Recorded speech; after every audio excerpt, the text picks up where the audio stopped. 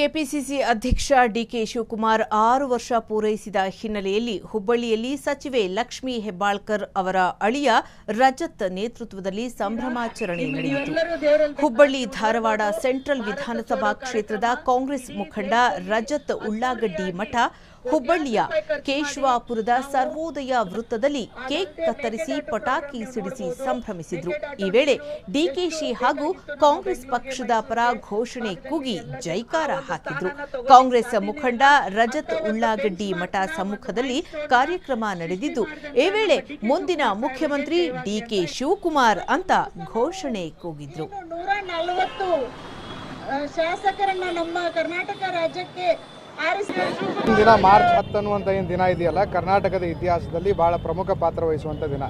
ಇವತ್ತಿಗೂ 6 ವರ್ಷಗಳ ಹಿಂದೆ ಡಿ ಕೆ ಶಿವಕುಮಾರ್ ಅವ್ರನ್ನ ಕರ್ನಾಟಕ ಪ್ರದೇಶ ಕಾಂಗ್ರೆಸ್ ಸಮಿತಿಯ ಅಧ್ಯಕ್ಷರಾಗಿ ನೇಮಿಸಿರುವಂಥ ದಿನ.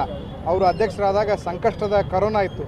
ಆ ಕರೋನಾ ಕಾಲದಲ್ಲಿ ಒಬ್ಬ ಕರೋನಾ ವಾರಿಯರ್ ಆಗಿ ಕೆಲಸ ಮಾಡಿಕೊಂಡು ಕರ್ನಾಟಕ ರಾಜ್ಯದಲ್ಲಿ ಇಡೀ ಭಾರತದಲ್ಲಿ ಹೈಯೆಸ್ಟ್ ಡಿಜಿಟಲ್ ಮೆಂಬರ್ಶಿಪ್ನ ಮಾಡಿ ಪಂಚ ಗ್ಯಾರಂಟಿಗಳನ್ನ ಅನುಷ್ಠಾನಕ್ಕೆ ತಂದು ಭಾರತೀಯ ಜನತಾ ಪಾರ್ಟಿಯ ವಿರುದ್ಧ ಪೇ CM 40% ಅಭಿಯಾನಗಳನ್ನ ಮಾಡಿ ಯುವ ಜನರ ಉದ್ಯೋಗಕ್ಕಾಗಿ ಹೋರಾಟ ಮಾಡಿ ರೈತರ ಪರವಾಗಿ ಹೋರಾಟ ಮಾಡಿ ಕರ್ನಾಟಕದಲ್ಲಿ ಟಿಕೆಟ್ ಹಂಚೋಕ್ಕೂ ಮುನ್ನನೇ 135 ಶಾಸಕರು ಗೆದ್ದು ಬರ್ತಾರಂತ ಭವಿಷ್ಯ ನೋಡಿದು ಅವರ ಸಂಘಟನೆ. ಕ್ಷಣ ಕ್ಷಣದ ಸುದ್ದಿಗಳಿಗಾಗಿ ಫ್ರೀಡಂ ಟಿವಿ ಸಬ್ಸ್ಕ್ರೈಬ್ ಮಾಡಿ, ಲೈಕ್ ಮಾಡಿ ಹಾಗೂ ಫಾಲೋ ಮಾಡಿ.